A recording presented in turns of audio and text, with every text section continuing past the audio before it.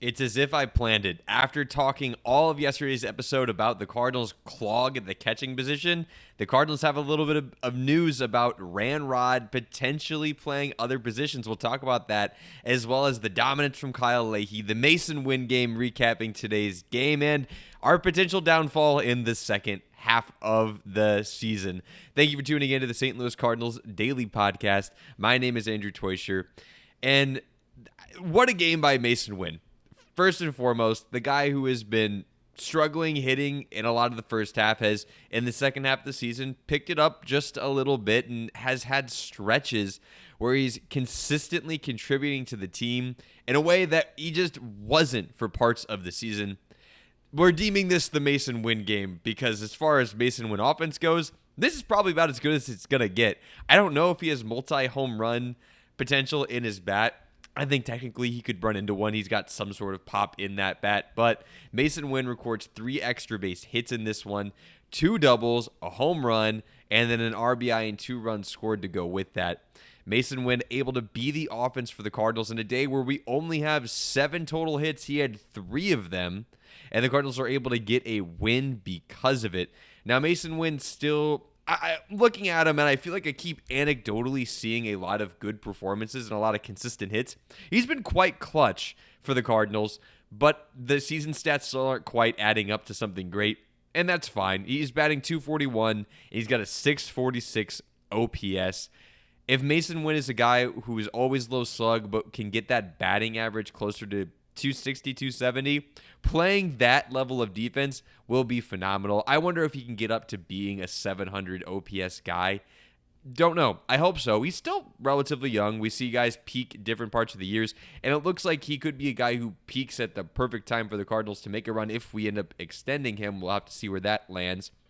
But hopefully the Cardinals can get the most out of his bat because there just seems like there's so much potential there, so much athleticism in him, and occasionally some pop you'll see. Hopefully we can get something out of it.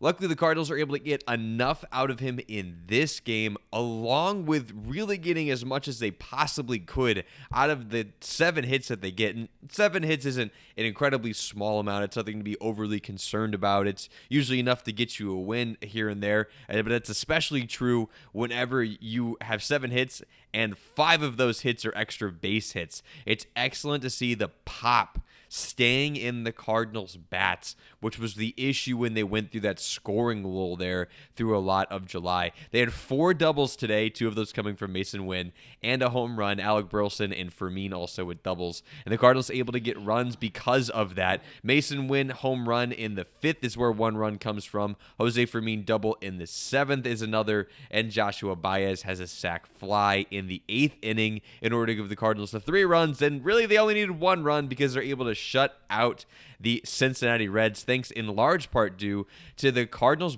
bullpen covering 4 scoreless innings, only 1 base runner allowed. Despite the second game of the doubleheader not going so well, the Cardinals bullpen's been very solid as of late, covering 5 scoreless innings in the first game of the doubleheader and then 4 again this night. We'll talk about why that might be a problem later, but Stanek, Graceffo, Soriano, O'Brien, excellent job. O'Brien notches yet another NL leading save. And now we set ourselves 3 games back of the San Diego Padres, who are also playing out of their minds right now. Incredible bullpen carrying a lot of the weight for them.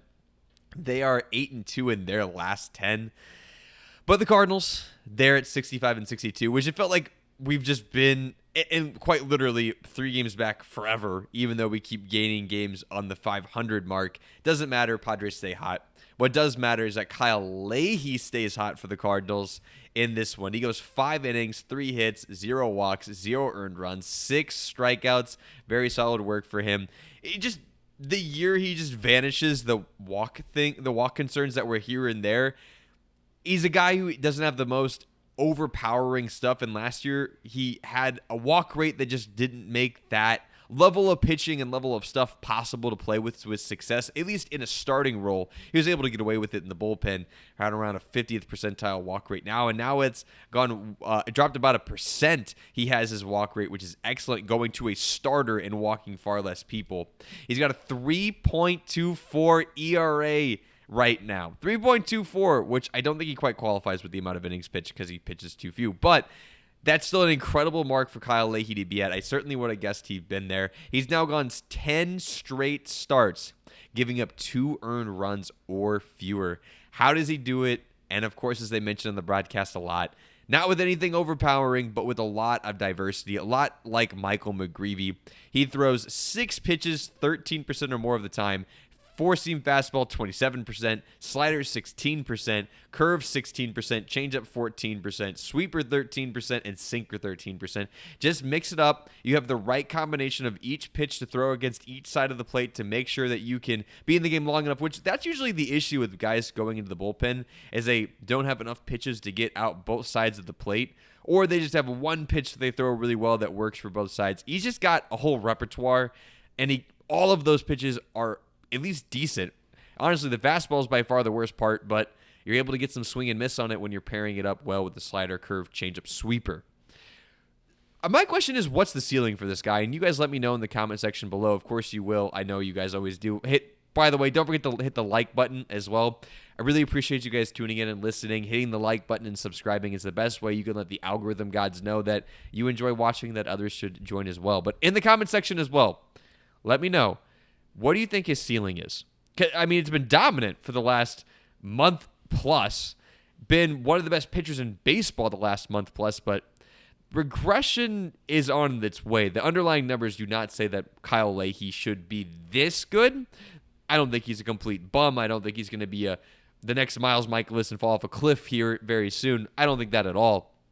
I think he's just right where Andre Palante. I think Palante is actually a little bit better, but even Michael McGreevy and maybe Hunter Dobbins are the guys with high 3, low 4 ERAs who you're happy to have in your rotation, but you're not so happy to see whenever you need them to start a playoff game. I think that's perfect for where the Cardinals are. That's where we're going to be, and where the arms coming up from the minor leagues, I'm fine with that. So I think he's a solid 4, 5 with flashes of being a 2 or a 3, and the perfect environment.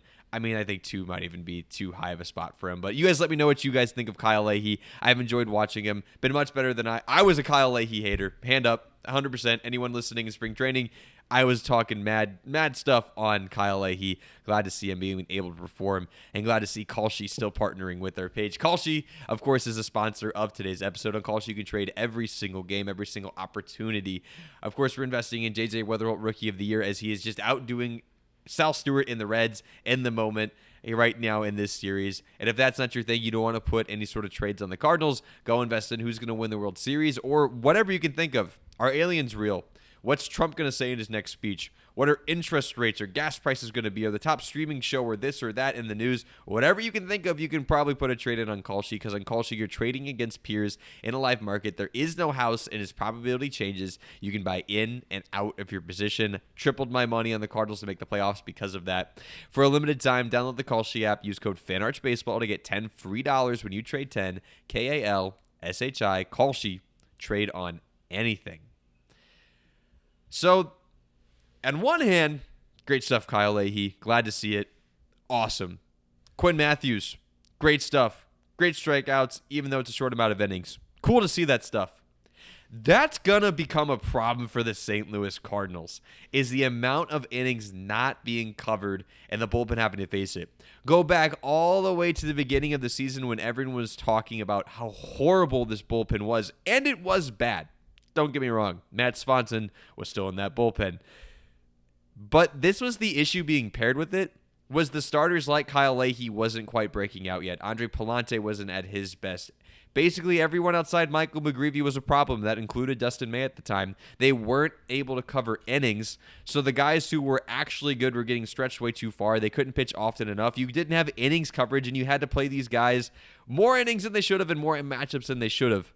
And that seems to be creeping up again, as I'm noticing here, especially with the doubleheader having just happened. Kyle Leahy is going to be on an innings and pitch limit the rest of the way. I don't know if that's been formally announced, but it's been very well discussed that is going to be a thing you're hearing on the broadcast. Quinn Matthews is not on an innings or a pitching limit, because he's been a guy who's been able to pitch a lot of innings in his minor league career. He's just a guy who doesn't go deep in games per the way he pitches. Hunter Dobbins is very similar. He has a major walk problem. That's 3 out of your 5 guys in your rotation that could cause major issues. Oh, yeah, Matthew Liberatore also has been prone to not being able to cover many innings either. That's going to put a lot on the bullpen. Luckily, the Cardinals have September coming up where they'll be able to pull up another guy or two, probably just one to the bullpen, but it's going to become a problem for the Cardinals. You don't want to see Peter Strzelecki out there all the time. You don't want to see Caleb Ferguson out there all the time. You don't want to see Gordon Graceffa being forced into situations he doesn't belong in. You don't want to see Justin Brule covering things that aren't against lefties. Really, there aren't that many guys who you feel good about in a lot of spots, but we're about to ask a ton of them and for them to cover multiple innings probably a couple times a week because of the lack of innings that the starters are going to eat. I just wanted to get out ahead of it because I'm noticing the trend. It's going to be a talking point the next couple of months, next couple of weeks and into months. And if the Cardinals don't make the playoffs, that's why I'm guessing they don't. Is I just think the starting pitching is not going to be able to cover enough innings. You guys let me know what you think in the comment section below. I think some regression is going to hit in that regard. Last thing I want to talk about. I was just saying all these things about the plan with Raniel Rodriguez, what's going to happen with that, Ivan Herrera being a clog, trading away Leo Bernal, and on cue, Rob Cerfolio hopped on 101 ESPN and had an interview that changes a lot of things. This really does change a lot for the view of the Cardinals. They have introduced first base to Raniel Rodriguez, which is not news because we've been able to see that before, but it's not been talked a lot about that he's able to do that at the AA level. He's played 15 games at first base at AA so far, 38 at catcher, and they've, quote, there are many more positions that they could introduce him to get him more chances. Rob Cerfolio talked a whole bunch in this couple of 3-minute clip so far on the show about how they want guys to be like Joshua Baez, able to play different positions, and when an opportunity presents itself, be able to go up and take that. And Raniel Rodriguez is going to run into that. Right now, he's dominating the AA level, 900 OPS at age 19, which is lunacy, why he's one of the top prospects in all of baseball. But we can't even bring him up to AAA right now because we have a log jam there. Leo Bernal is going to catch way too many innings. So we have to teach him first base, but Leo Bernal also is playing some first base to get his bat in the lineup as much as possible because the Cardinals have a lot of good catchers, let alone what will happen when he gets to the major league level. So third base seems like the obvious answer, and Cerfolio kind of let this slip in the interview. He mentioned specifically first base because you can't hide it, it's a fact, but he was talking about how difficult it can be to go from playing catcher to another position. And it slipped. He said, oh, well, playing first/third base is a lot different from playing catcher. Again, we know about first base. Third base is new. And everyone knows that third base is the obvious spot the Cardinals need filled right now. And there really isn't a lot in his way, even at the AAA level, to get there. Could Raniel Rodriguez be the answer at third base? You guys let me know what you think in the comment section. If you want my opinion, and I have a microphone, so I'm going to give it anyway, suck it up. I think we can't possibly know. And I know that's a stupid answer. You're not going to like it. It just depends if he takes to it or not. I think it's the obvious sense. I think we could see him up next year. If he takes to third base well, it'd be at the end of next year, don't get me wrong. If he takes to third base quickly, learns it very well, looks great in spring, we could see him up at some point next year with the way he is going. Yeah, I know, that's crazy. He's 19 years old. I get it, guys. But that's the trajectory he is on. Now, I think Bloom will take his time with it. But if we're looking to compete at the end of next year, calling up Raniel Rodriguez to play third base makes a lot of sense. Again, let me know what you guys think in the comment section below. What that all means for the catching position, too. Do we keep Leo Bernal then? Does it fix everything? We still have to move Jimmy Crooks or Pedro Paz. You guys let me know what you think in the comment section. Appreciate you guys being here. Don't forget to hit the like button, the subscribe button, use code FanArchBaseball at call sheet, and tell a loved one, Go Birds.